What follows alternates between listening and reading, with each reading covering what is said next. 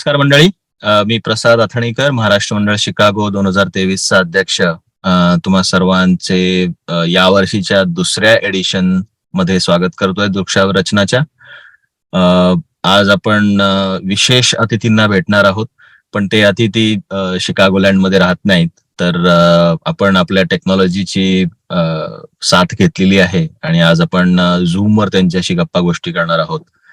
तर मी रश्मी चाफेकर, ज्या आपल्या वृक्षावर रचनाच्या जननी आहेत, त्यांना आमंत्रित करतो आणि वृक्षावर रचना सुरू करावी ही विनंती करतो.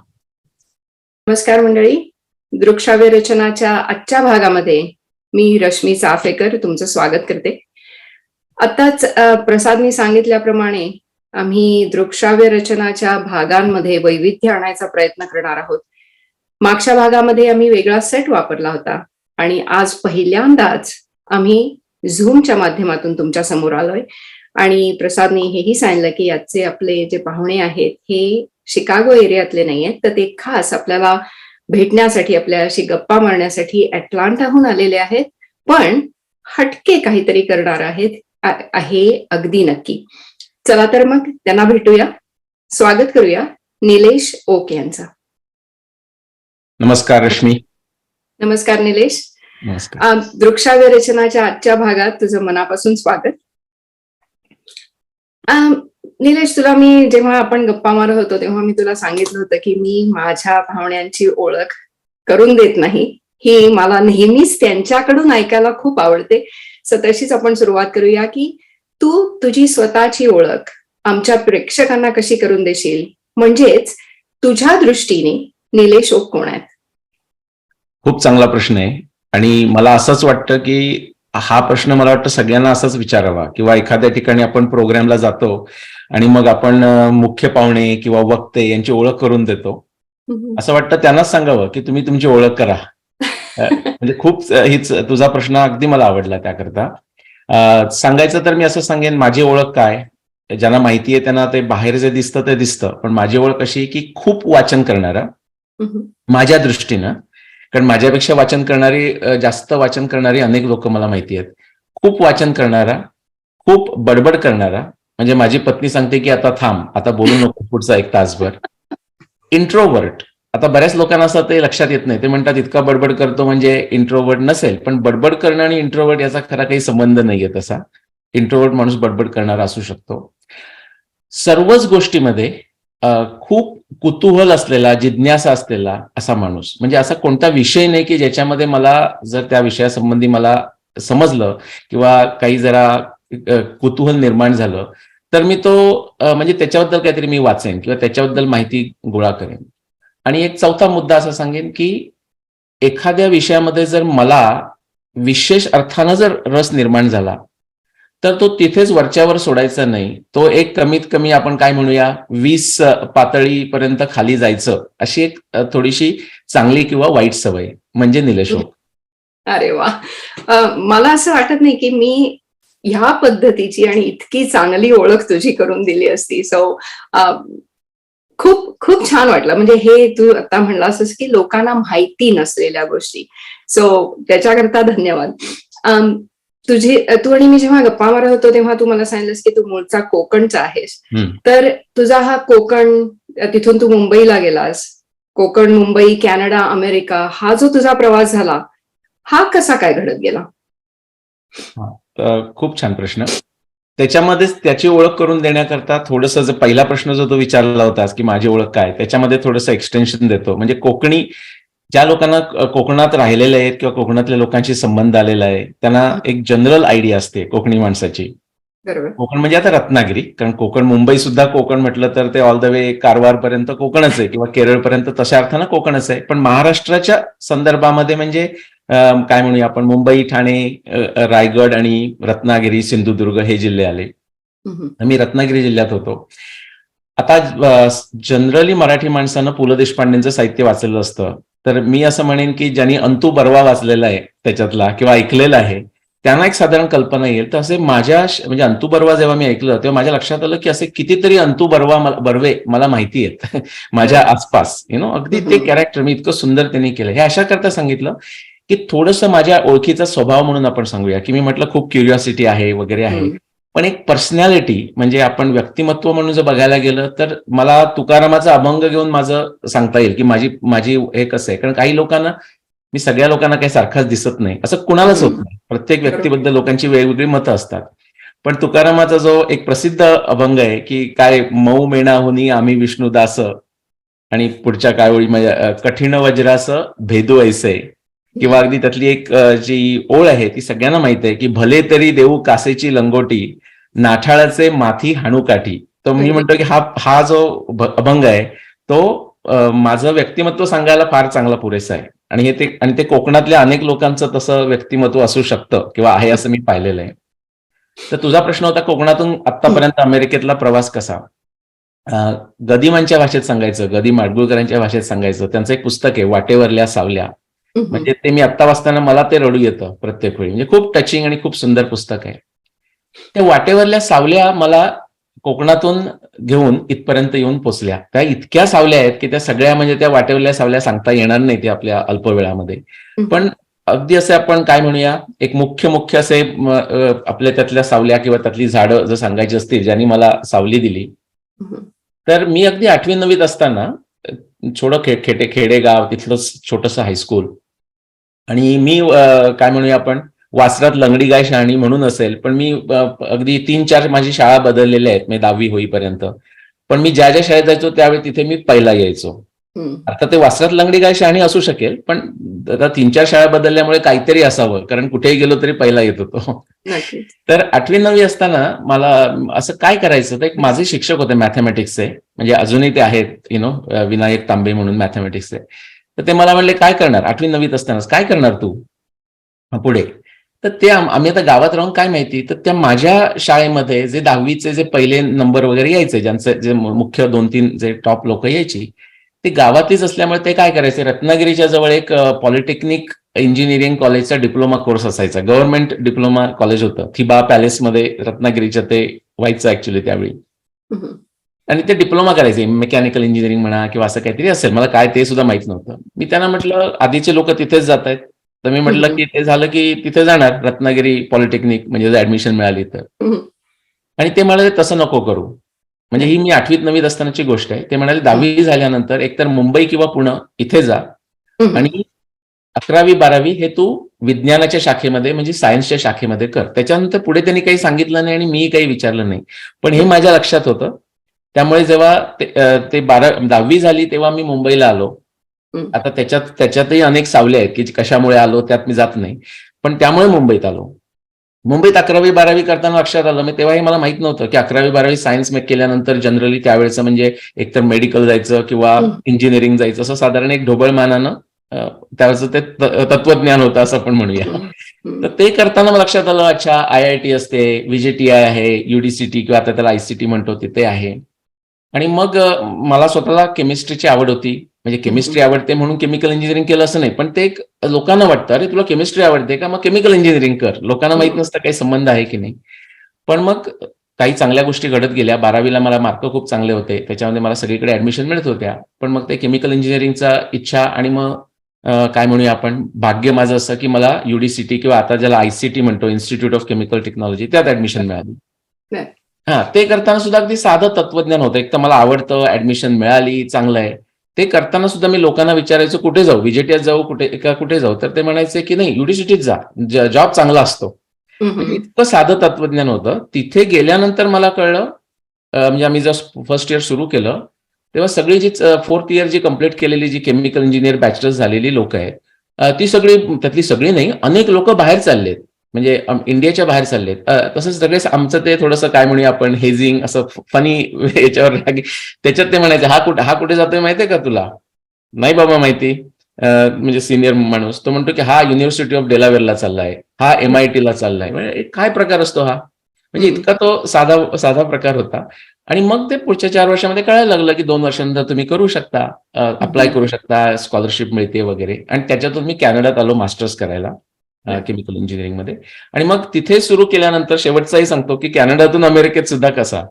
तर मी जेव्हा कॅनडामध्ये मास्टर्स केल्यानंतर मी काही जॉब केले, त्याच्यामध्ये मी जनरल इलेक्ट्रिकमध्ये रिजनल सेल्स मॅनेजर होतो, पूर्ण वेस्टर्न कॅनडाचा रिजनल सेल्स मॅनेजर होतो जी प्लास्टिक करता.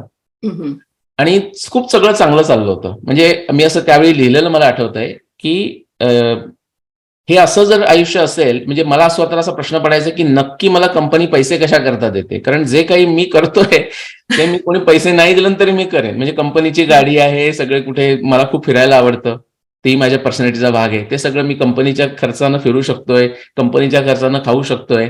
आणि काम म्हणजे काय, सेल्स पर्सनचं काम म्हणजे समोरच्या कस्टमरशी बोलायचं, काही हे करायचं, ते तर मला बोलायला आवडतंच. म्हटलं यार काही नाहीच आहे. असं करताना चांगली 4-5 वर्ष चालली होती. तर माझा जो त्यावेळेचा जो मॅनेजर होता, मी म्हणेन की मला खूप चांगले मॅनेजर मिळाले, पण त्याच्यातला तो बेस्ट मॅनेजर आहे आतापर्यंतचा, मायकल गुडरहॅम म्हणून कॅनडामध्ये. तो जेव्हा 4-5 वर्ष झाली की त्याच्यात थोडंसं आधी तो म्हणाला की तुझं सगळं चांगलं चाललंय, मला तू आवडतोयस, तुझी प्रगती होते, पण तू अजून यंग आहेस. म्हणजे मी तेव्हा 27-28 वर्षाचा असेल. तर हेच जर तुला आयुष्यभर करायचं नसेल, आत्ता जे करतोयस ते खूप सगळं चांगलं चाललंय, पैसेही चांगले होते, कमिशन सगळं चांगलं होतं, तर काहीतरी काय करायचंय तुला तो विचार करायला लाग.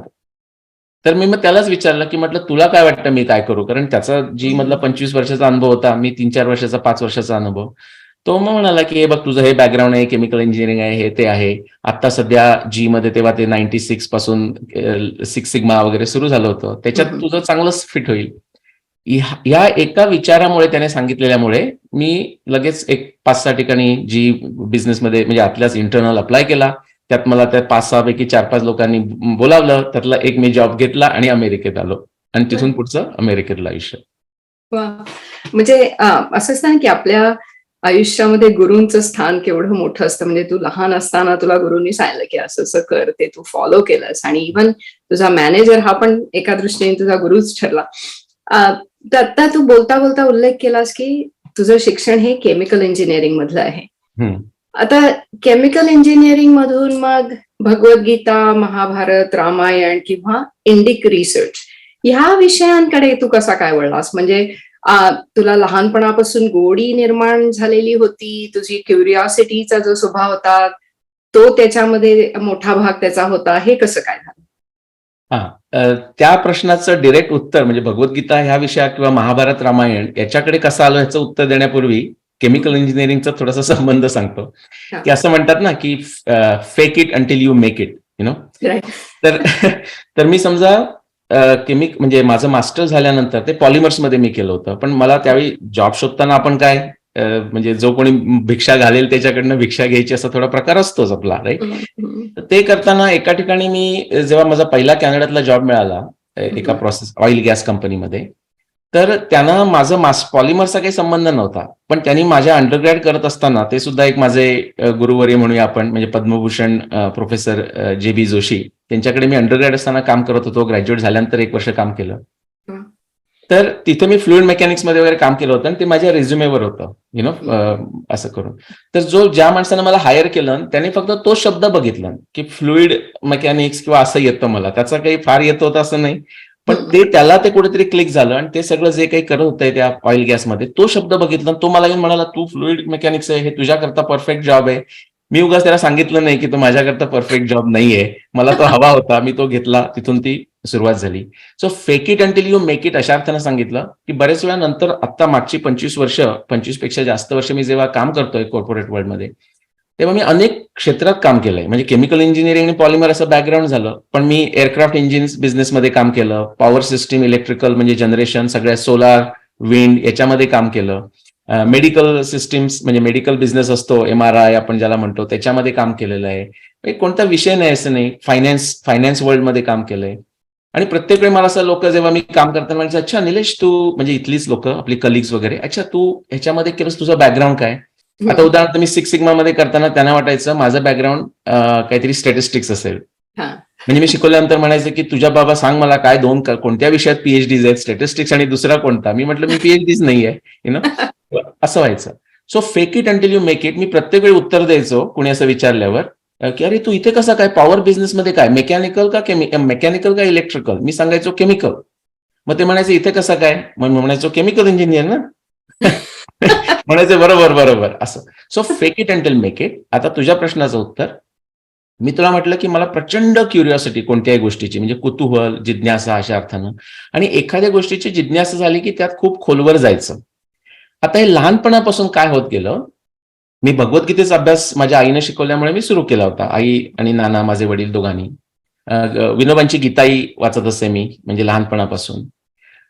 पण असं झालं की सगळीकडे आपण जे, किंवा मी RSS मध्ये होतो, माझं RSSचं बॅकग्राऊंड आहे म्हणजे लहानपणापासूनचं. तर सगळीकडे असं लोक म्हणताना आपल्या त्या काय म्हणूया सोशल सेटिंगमध्ये असं लोक म्हणतात की अरे आपलं सगळं हे ज्या काही नवीन सगळ्या ज्या गोष्टी आहेत, इंटरेस्टिंग, टेक्नॉलॉजी, सायन्स, हे सगळं आपल्या जुन्या ग्रंथामध्ये आहे, सगळंच आहे आपल्या जुन्या ग्रंथात. असा एक भूमिका असं आपण म्हणूया. दुसरी भूमिका अशी जाणवायची की हे या सगळे जे ग्रंथ वगैरे हे सगळं थोतांड आहे, याच्यामध्ये काही नाही, वेस्ट ऑफ टाइम आहे. म्हणजे थोडीशी काय म्हणूया लेफ्टिस्ट, कम्युनिस्ट अशा प्रकारची जी भूमिका असते, किंवा आता असं आहे ना की श्रद्धा ही नेहमी अंधच असते, पण जशी अंधश्रद्धा असते तशी अंध अश्रद्धाच असते. अश्रद्धा पण खूप अंध असते. तर हे खूप एक्स्ट्रीम होते. आणि परत मी म्हटलं की ह्याचा शोध मला माझ्यापुरता तरी लावायचा आहे. त्या विचारातून हे मी वाचायला लागलो. सुरुवात भगवद्गीतेपासून झाली. कोणीतरी म्हणाला भगवद्गीतेत सगळं आहे. मग म्हटलं आता बघूया कुठे विमानं दिसतात भगवद्गीतेमध्ये आणि काय दिसतं, अशा अर्थाने मी ते खरी सुरू केली. पण त्याचा पुढे अभ्यास होत गेला आणि मग काय म्हणतो आपण, one thing leads to another, असं करत करत मग पुढचा प्रवास कसा झाला तो इतका सहजगत्या झाला की ते मला सांगता येणार नाही की या म्हणजे मी भगवद्गीतेतून महाभारत मग कसा गेलो, कारण ते भगवद्गीतेतच, म्हणजे भगवद्गीता महाभारतातच आहे. पण तिथून रामायण का, मग तिथून आयुर्वेदामध्ये का गेलो, सुश्रुत का, किंवा मग ऍग्रिकल्चर मधल्या गोष्टींची का आवड झाली, नेचरोपॅथीची का आवड झाली. तर असं होतं, एक गोष्ट लीड्स टू अनदर, अशा पद्धतीनं मग त्याच्यामध्ये आलो. त्याच्यामध्ये आणखी एक सांगेन, जोसेफ कॅम्बेल, म्हणजे आपण म्हणतो ना, तू म्हणालीस की मध्ये अनेक गुरु झाले, किंवा मायकल गुडराम हेही माझे गुरु. अगदी खरं. म्हणजे एकनाथ महाराजांनी असं म्हटलेलं आहे ना की जो जो जयाचा घेतला मी गुरु त्यासी गुरु, जो जो जयाचा घेतला मी गुण त्यासी गुरु केला जाण, गुरुसी आले अपारपण. तर आपल्याला प्रत्येक गोष्टी करता त्या गोष्टीमधला जो उत्तम माणूस असतो तो आपल्याकरता गुरु होतो. तसे माझे मी 3 गुरु समजतो. मला अनेक गुरु आहेत खरे, पण 3 गुरु अशा माझ्या क्षेत्रामध्ये म्हणून की जोसेफ कॅम्बेल, म्हणजे हे अमेरिकन एक ग्रेट होऊन गेले. कार्ल पॉपर, म्हणजे सर कार्ल पॉपर हे फिलॉसॉफी ऑफ सायन्स म्हणून, आणि विनोबा भावे, असे मी माझे 3 असे आपण त्रिमूर्ती म्हणूया गुरुची. त्यातले जोसेफ कॅम्बेल यांचं असं वाक्य आहे की wherever you stumble there lies your treasure. म्हणजे तुम्हाला जिथे प्रॉब्लेम, एखादा आपण कठीण प्रश्न की ज्याचं उत्तर आतापर्यंत कोणी शोधून काढलं नाही, असं काही जर मिळालं तर मला खुमखुमी येते.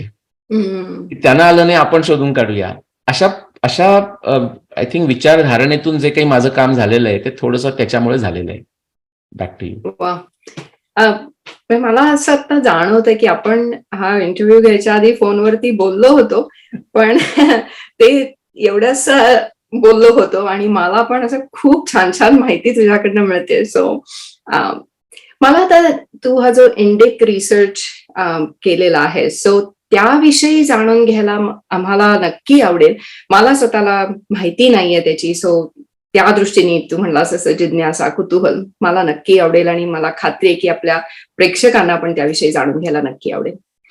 हा, आता ते महाभारत रामायण या किंवा आत्ताच ज्याच्याकरता थोडीशी माझी मायक्रो सेलिब्रिटी किंवा अशी प्रसिद्धी आहे, त्याच्यात येण्यापूर्वी आणखी एक सांगतो की जे आपले टेक्निकल विषय आहेत, म्हणजे उदाहरणार्थ केमिकल इंजिनिअरिंग या विषयामध्ये, किंवा इतर विज्ञानाचे जे विषय आहेत जसं क्वांटम मेकॅनिक्स, क्वांटम फिलॉसॉफी, याच्यामध्ये सुद्धा मला प्रचंड इंटरेस्ट आहे.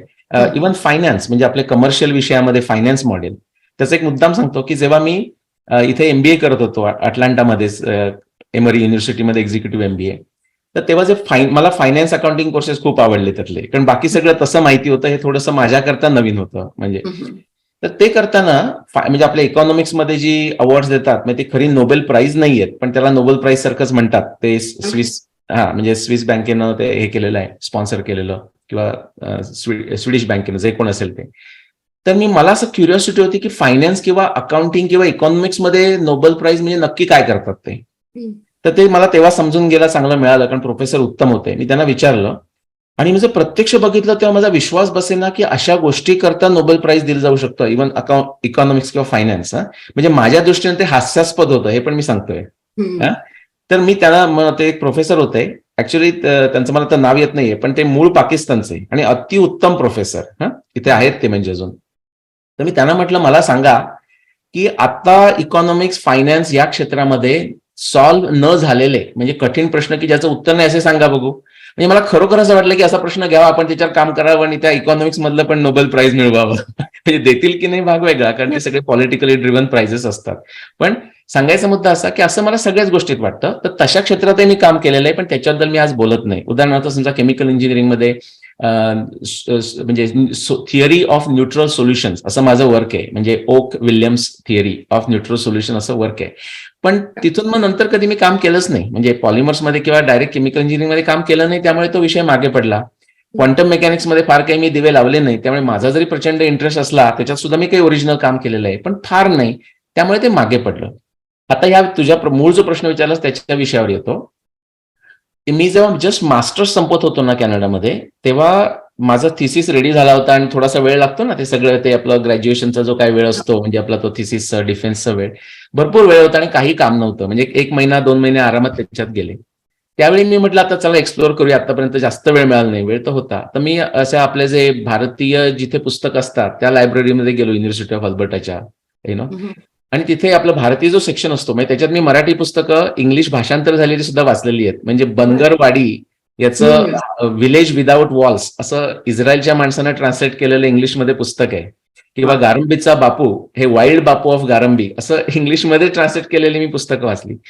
ते करताना तिथे जसं महाभारताचं जे भांडारकरचं जे क्रिटिकल एडिशन आहे ते दिसलं, आणि भगवद्गीतेचा माझा अभ्यास असल्यामुळे मला अशी सहज क्युरिओसिटी, म्हणून मी म्हटलं की हा महाभारतामध्ये भीष्म पर्वात भगवद्गीता नक्की कुठे आहे ते आपण पाहूया. म्हणून तो भीष्म पर्वाचा मोठा जो तो पुस्तक खूप मोठं आहे ते काढलं भांडारकरचं, आणि असं वाचायला लागलो पहिल्या अध्यायापासून. म्हणजे म्हटलं की ते केव्हा भगवद्गीता आली की आपल्याला कळेल, धृतराष्ट्र उवाच धर्मक्षेत्रे कुरुक्षेत्रे, तिथपर्यंत मी पोचलोच नाही. मी नंतर पोचलो, पण ते करताना जे पहिले 1, 2, 3 जे अध्याय आहेत त्याच्यामध्ये मला थोडीशी खगोलशास्त्र किंवा ऍस्ट्रॉनॉमी येत होती. इतकं ऍस्ट्रॉनॉमीची वर्णनं यायला लागली की मी अक्षरशः चकित झालो. म्हणजे खरंच मला ते माहिती नव्हतं. साधारण अर्ली 90ची गोष्ट असेल, म्हणजे 93, 94, 95 अशा त्या काळातली गोष्ट आहे. आणि ते करता करता एक असा श्लोक आला की त्याने तर मी आणखीनच चकित झालो. म्हणजे असं तो या चैषा विश्रुता राजस त्रैलोक्य साधू संमता अरुंधती तयापेश वसिष्ठ पृष्ठत कृत. त्यात असं म्हटलेलं आहे की जेव्हा महाभारत युद्ध होतंय तेव्हा हे धृतराष्ट्र अनेक मला निमित्त दिसत आहेत, अनेक मला इथे शकून अपशकून दिसत आहेत असं व्यासदेव म्हणतायत. आणि त्याच्यामध्ये ती जी अरुंधती आहे, वसिष्ठ अरुंधती मधली अरुंधती, ती वसिष्ठाच्या पुढे चालते यावेळी. आणि मी म्हटलं ह्याच्यात काय बिग डील आहे. मग माझ्या लक्षात आलं की म्हणजे मला ॲस्ट्रॉनॉमी माहित असल्यामुळे की वसिष्ठ पुढे चालतो आपल्या काळामध्ये, पण व्यास म्हणतायत अरुंधती पुढे चालते. ह्या एका छोट्या कुतूहलापायी मी काम सुरू केलं. तिथल्या काही प्रोफेसरांना परत भेटलो, मुर्डेश्वर म्हणून होते, मंगेश मुर्डेश्वर मॅथमॅटिक्सचे. त्यांनी मला मग पविवर्तकांच्या पुस्तकाची ओळख करून दिली. आणि मला असं वाटलं, केमिकल इंजिनिअरिंग असल्यामुळे असं जरा कॉकी कॉन्फिडन्स असेल, मला वाटलं की एक 2-3 वीकेंडमध्ये आपण हा प्रॉब्लेम सोडून टाकू की अरुंधती पुढे का गेली. ते साधारण 1994-1995 पासून मला 15 वर्ष लागली त्या एका श्लोकाचं त्याच्या मागचं गुपित काय आहे किंवा मिस्टरी काय आहे हे शोधून काढायला. ते 2009 उजाडला. तिथपर्यंत मी सगळे लोक मला काय म्हणतो आपण त्याला मॅड कॅप असं वगैरे अर्थानं बघत होते. कोण आला की असं जरा त्यांना चेष्टा हवी असेल, विनोद हवा असेल तर ते मला येऊन जरा इन्स्टिगेट करायचे की अरे याला जरा सांग तू कशावर अभ्यास करतोयस ते, आणि मी सांगायचो कारण मला फरक पडत नाही पण 2009 मध्ये मी त्याचं डिमिस्टिफिकेशन केलं म्हणूया, किंवा त्याचं गुपित काय आहे, कशामुळे झालं केलं. आणि तिथून मग पुढे असं म्हणतात ना, आपल्याला काय म्हणतो आपण ते तिळा तिळा दार उघड सारखं, जर तो मंत्र बरोबर सापडला तर सगळ्या गोष्टी सुटत जातात. तसे मग त्याचा तो उत्तर देताना की महाभारतामध्ये तसा एकच नाही तर 300च्या वर पुरावे आहेत अशा खगोलशास्त्रीय प्रकारचे. आणि ते मी एक सोडवल्यानंतर असं सोडवत गेलो तर आपण जसं जिक्सॉ पझल म्हणूया किंवा शब्द कोडं जसं सोडवतो अशा तऱ्हेनं ते सगळं सुटत गेलं. आणि महाभारताचं वर्ष म्हणजे 300च्या पेक्षा जास्त खगोलशास्त्रीय संदर्भ घेऊन ते एकत्र जिक्सॉ पझल, क्रॉसवर्ड पझल सारखे एकत्र आले, कोडं सुटलं, आणि त्याचं वर्ष एकच येतं 5561 BC, म्हणजे साधारणतः 7500 वर्षापूर्वी. आणि मग ही कोडी सुटत गेली. म्हणजे तुम्हाला एकदा जिक्सॉ पझल आवडलं तर दुसरं जिक्सॉ पझल सोडवता. तसं रामायणाचं केलं तसंच 600 पेक्षा जास्त संदर्भ आहेत, त्यामुळे 12209 BC असं राम रावण युद्धाचं वर्ष येतं. मग यांचा संदर्भ लावून लोक म्हणाले मग सुश्रुताचं काय, म्हणजे कारण त्यावेळी सुद्धा ती संजीवनी विद्या वगैरे होती रामायणाच्या काळामध्ये. महाभारतामध्ये सुश्रुताचा उल्लेख आहे. महाभारतात सुश्रुताचा उल्लेख आहे म्हणजे सुश्रुत हा महाभारताच्या आधीचा होता, आणि कोणी दुसरं जनरल सुश्रुत नाव नाही आहे. म्हणजे जो आपण आयुर्वेदाचा सुश्रुत याचाच संदर्भ येतो.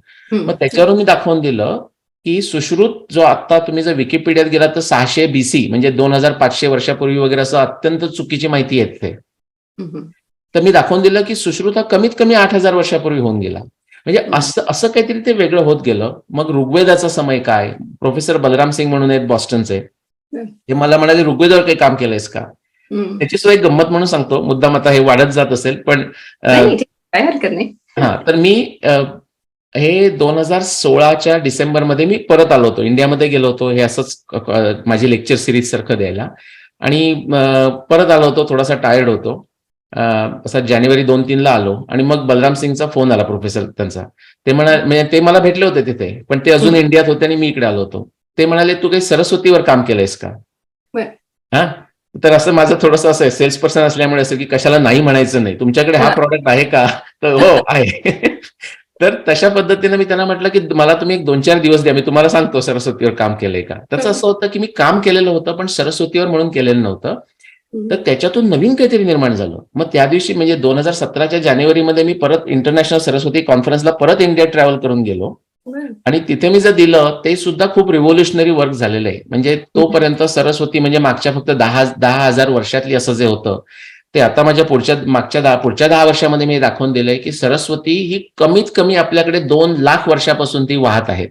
अरे बापरे. असे खूप म्हणजे असं हे ते वाढतच जाईल, असे खूप सब्जेक्ट आहेत. पण मुख्य रामायणाचा काळ, महाभारताचा काळ, ऋग्वेदाचा काळ आणि अनेक अशा आपल्या भारतीय संस्कृतीमधल्या ज्या काही घटना आहेत किंवा काही विशेष व्यक्ती आहेत त्यांचा काळ.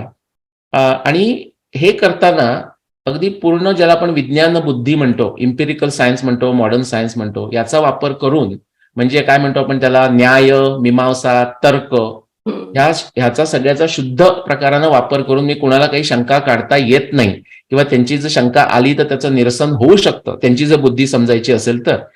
अशा पद्धतीचं माझं काम आहे. आता मी जर लिस्ट केली ना, आणि केली सुद्धा मध्ये एकदा कोणतरी मला म्हणालं, तर असे बुलेट करताना असे 45+ पॉइंट्स आले की ओरिजिनल संशोधन केलेल्या गोष्टी. तर त्या काही सांगत बसत नाही, या 3-4 ज्या मुख्य सांगितल्या तेवढ्या पुरेशा आहेत. वा.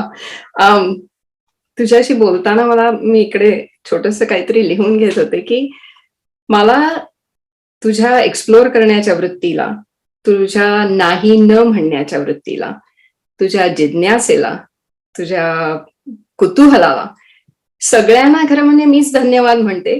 कारण त्या तुझ्यामध्ये असल्यामुळे आज आम्हाला हा निलेश ओक बघायला मिळतोय. मायक्रो सेलिब्रिटी असलेला निलेश ओक आमच्यापर्यंत आलेला आहे. सो तुझ्या या सगळ्या वृत्तींना धन्यवाद मनापासनं. आणि त्याच्यावरच थोडासा माझा पुढचा प्रश्न पण अवलंबून आहे की तू ह्या सगळ्या विषयांचा अभ्यास केलास, त्यावर रिसर्च केलास, पण मग लेखनाकडे वळावं असं का वाटलं तुला, आणि कसा वळला?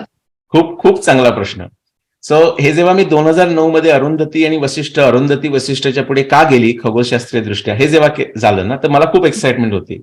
अर्थात तो शोध लावण्यापूर्वी सुद्धा मी इतका बिंदास होतो, लोक मला क्रॅकपॉट म्हणू देत, काही म्हणू देत, कोणी विचारल्यानंतर मी सांगायचो. असंही व्हायचं त्याच्यामध्ये. मी सांगतोय ते लोकांना कळत असेल असंही नाही, म्हणजे त्यात माझाही दोष असेल, त्यांचाही दोष असेल. माझा एक खूप जवळचा मित्र आहे आणि कलिगी अनिश पटनी म्हणून, तर तो इथे असताना, आता तो अमेझॉनमध्ये साऊथ वेस्ट कोस्टला आहे, पण तो इथे असताना आम्ही बरेच वेळ माझ्या घरी यायचा. आम्ही जेवल्यानंतर असं फिरायला जायचो, आमच्याच नेबरहुडमध्ये फेऱ्या मारायचो. आणि मग बाहेर जर फेऱ्या मारायला गेलं आणि जर आकाश जर स्वच्छ असेल तर नैसर्गिक ते त्यांच्याबद्दल डिस्कशन व्हायचं. असं अनेक वेळा झालेलं आहे की तो माझ्याबरोबर आम्ही दोघे तासभर फिरतोय आणि तो असा एक्साइटमेंट मध्ये ऐकायचा. आणि मग परत आल्यानंतर, गुजराती माणूस आहे, परत आल्यावर अगदी प्रामाणिकपणे सांगायचा मला की निलेश भाई बहुत मजा आया, लेकिन आप 1 घंटा जो कुछ बोला कुछ भी समझ में नहीं आया. म्हणजे असं सांगायचा तो. ही एक पार्श्वभूमी मुद्दाम दिली. दुसरं असं, हे शोध लावल्यानंतर मला सुद्धा प्रश्न पडला की आता हा लोकांसमोर कसा आणायचा. कारण ते होतं, फेसबुक वगैरे होतं, पण ते जातं, निघून जातात ते मेसेजेस. मग मी म्हटलं आपण एक व्हाईट पेपर लिहूया, कुठेतरी एक समरी म्हणून करून ठेवूया, आणि झालं. म्हणजे कोणी विचारल्यानंतर त्याला तो व्हाईट पेपर पाठवायचा. तो पेपर केल्यानंतर त्याचा संबंध डिरेक्टली महाभारत केव्हा झालं याच्याशी होता. तर ते मी तो व्हाईट पेपर छोटासा लिहिला, अगदी 2 पानांचा लिहिला. आणि त्यानंतर मी सहज क्युरिओसिटी म्हणून म्हटलं की मीच काही असा लई शहाणा माणूस नाही की मला तो प्रश्न पडलाय आणि मी त्याचं उत्तर शोधून काढलंय. आपल्या आधी कितीतरी VB Ketkar, Lokmanya Tilak, Shankar Balkrishna Dixit, doctor PV Vartak, कितीतरी लोक होऊन गेले. पांडुरंग, भारतरत्न पांडुरंग वामन काणे, इतके महान लोक होऊन गेले, तर त्यांनी सुद्धा तो लावला असेल. मी ते जेव्हा वाचायला लागलो तर लक्षात आलं की बाकी कोणी त्याचं म्हणजे सगळे मेन्शन करतात पण त्याचं काही कळत नाही असं सगळ्यांनी लिहून ठेवलेलं होतं.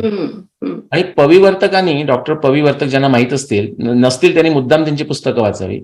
त्यांनी ते लिहून ठेवलं होतं 2दा आणि सांगितलं होतं, त्यांनी स्वतः 3 प्रकारे ते सॉल्व्ह करायचा प्रयत्न केला आणि लिहिलं होतं की मी पुढील खगोलशास्त्रज्ञांना किंवा महाभारत संशोधकांना विनंती करून ठेवतो की त्यांनी याचं रहस्य सोडवायचा प्रयत्न करावा आणि महाभारताच्या कालनिर्णयाला सहाय्य करावे.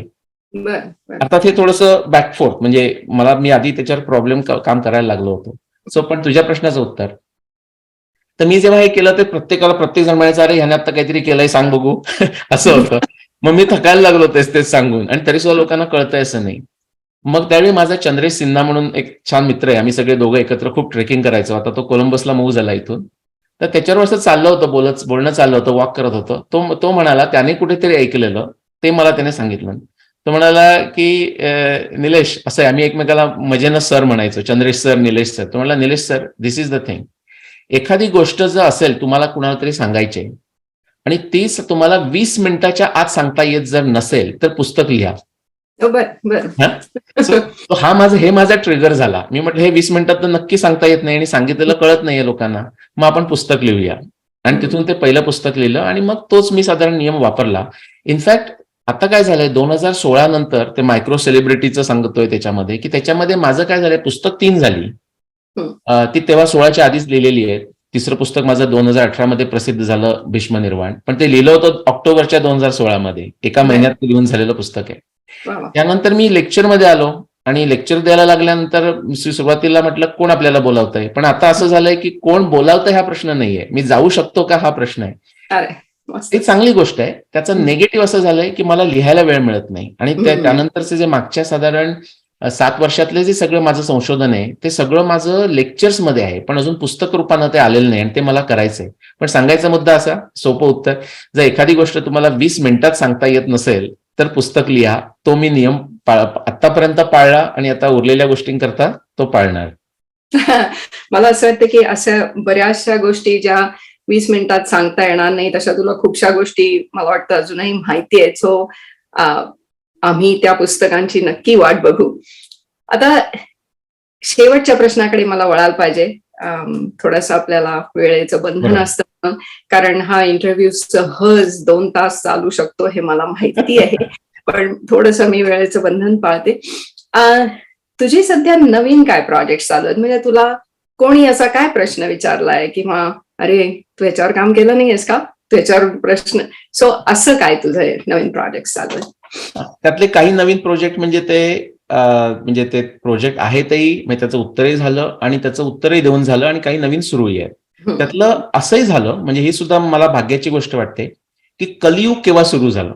त्याच्यामध्ये अनेक वादविवाद आहेत आणि त्याचं उत्तर म्हणजे माझ्या एक असं गट फील मध्ये माझं उत्तर होतं. पण मी आता म्हणेन एक 23 वर्षाचा तरुण आहे, जीवनराव म्हणून, कर्नाटकमध्ये म्हणजे बेंगलोरमध्ये आहे, आणि त्यानं त्याचं उत्तर शोधून काढलं. म्हणजे आता मी स्वतः काही गुरुपदाच्या लायकीचा माणूस स्वतःला समजत नाही, म्हणजे बोलो जाता बरळ करीसी तू नीट नेली लाज धीट केलो देवा, अशी परिस्थिती आहे.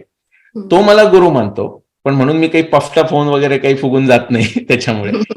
आणि ते सगळं काम आम्ही दोघांनी एकत्र, म्हणजे मी त्याला मार्गदर्शन केलं. सगळं ओरिजिनल काम हे त्याचंच आहे, जीवनरावचंच काम आहे. त्याने युगांत असं पुस्तक लिहिलंय. म्हणजे आम्ही आता ते थोडक्यात सांगायचं म्हणजे आता आम्ही जॉईंट कोलॅबोरेशन करायला लागलोय अशा अर्थाने.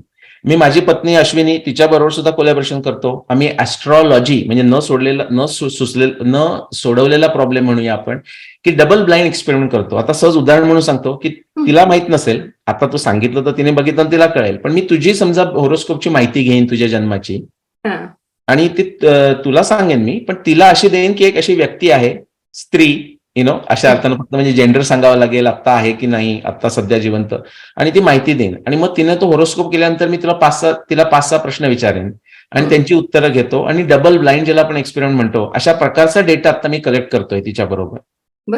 मग ते मॅच होतं का, म्हणजे तुझ्याबद्दल काहीही माहिती नसताना ती सांगते ते मॅच होतं का, तर त्याला काहीतरी अर्थ आहे थोडासा, अशा अर्थाचं करतो. कलियुग केव्हा झालं ह्याच्या संबंधात झालं. आणि थोडंसं दुसरं वेगळ्या प्रकारचं म्हणजे मी आता पहिल्यांदा लोकांना बोलत होतो 1 on 1, नंतर मग व्हाईट पेपर लिहिला, नंतर आता पुस्तक लिहिलं, नंतर मी लेक्चर द्यायला लागलो. प्रत्येक गोष्टीचे फायदे आहेत आणि तोटेही आहेत किंवा लिमिटेशन्स आहेत. त्याच्यामध्ये मला असं लक्षात यायला लागलं किंवा काही लोकांनी मला जाणून दिलं की म्हणे तुमचं हे सगळं चांगलं आहे, पण ते सोप्या पद्धतीनं entertaining documentary, movie, short movie, film असं करता आलं तर मी म्हटलं खूप चांगलं होईल, पण मला त्यातलं काही येत नाही. मग असंच परत दैवी कृपेनं आपण म्हणूया, मी 2020 मध्ये मी याच्यात अमेरिकेत आपल्या इंडियात गेलो होतो. तर त्यावेळी मला तिथलं एक यंग मुलानं असं लिहिलं की तुम्ही पुढच्या वेळी जर भारतात येल तेव्हा सांगा, तुम्ही कुठे येताय ते सांगा, तिथे येऊन मी मला भेटायची इच्छा आहे आमच्या ग्रुपची, किंवा फक्त मला येऊन भेटायची इच्छा आहे. त्यावेळी सांगितलं जबलपूरला भेटू शकता, कारण मी तिथे वर्ल्ड रामायण कॉन्फरन्सला जात होतो, 5 दिवस होतो. तर हे 3 लोक, त्यांचा तो मूनलाईट पिक्चर्स म्हणून ग्रुप आहे, तर त्यांनी ते काशीतून ते ड्राईव्ह करून मला भेटायला आले. आम्ही तिथे 3-4 दिवस खूप खलबतं केली, म्हणजे जर ब्रेनस्टॉर्मिंग म्हणतो तसं. आणि त्यातून प्राच्यम असा ग्रुप निर्माण झाला. प्राच्यम असा तो युट्यूबवर आता व्हिडिओ आहे, बरेच काही प्रकल्प हातात आहेत. ते प्राच्यम ग्रुपनं आता गव्हर्नमेंट ऑफ इंडिया करता या इंडिक नॉलेज सिस्टीम करता आता 2 डॉक्युमेंटरी आता तयार केलेल्या आहेत, झाल्या त्या तयार करून पूर्णत्वास झाल्या.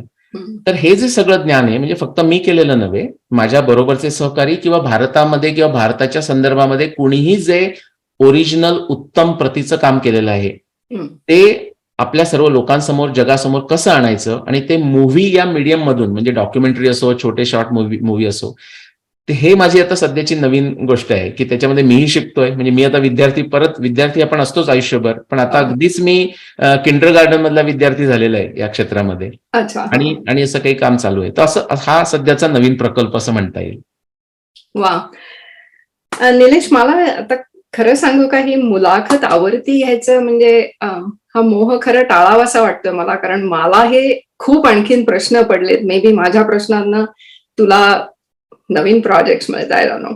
पण मगाशी मी म्हणलं तसं की वेळेचं बंधन आहे आपल्यावरती, पण तू आज वेळात वेळ काढून आमच्या या दृकश्राव्य रचनाच्या पहिल्या झूम माध्यमातून झालेल्या कार्यक्रमात भागात आलास, त्याबद्दल तुझे खूप खूप धन्यवाद. तुझ्याशी बोलताना मला खरंच खूप मजा आली, खूप काही नवीन ऐकायला शिकायला मिळालं आणि माझी खात्री आहे प्रेक्षकांना ही मुलाखत खूप आवडेल. मी देवाजवळ एकच प्रार्थना करेन की तुझी ही जिज्ञासा वृत्ती, न म्हणण्याची वृत्ती, तुझी क्युरिओसिटी ही अशीच ज्वलंत राहो, जागृत राहो. तुला जसे अनेक छान गुरु मिळत गेले तसा तुझ्यासारखा गुरु अनेक शिष्यांना मिळो, हीच मी प्रार्थना करते. आणि पुन्हा एकदा तुला खूप खूप धन्यवाद. खूप धन्यवाद रश्मी, खूप खूप धन्यवाद तुला. आणि मंडळी, आजचा कार्यक्रम तुम्हाला कसा वाटला हे आम्हाला जरूर कळवा. आणि तुमच्या ओळखीमध्ये जर असे कोणी काहीतरी हटके करणारे लोक असतील, व्यक्तिमत्व असतील, त्यांची नावं आमच्यापर्यंत जरूर पोहोचवा. आम्ही त्यांना नक्की कॉन्टॅक्ट करू. चला तर मग मी आता तुमचा निरोप घेते. पुन्हा भेटूया पुढच्या भागात. धन्यवाद.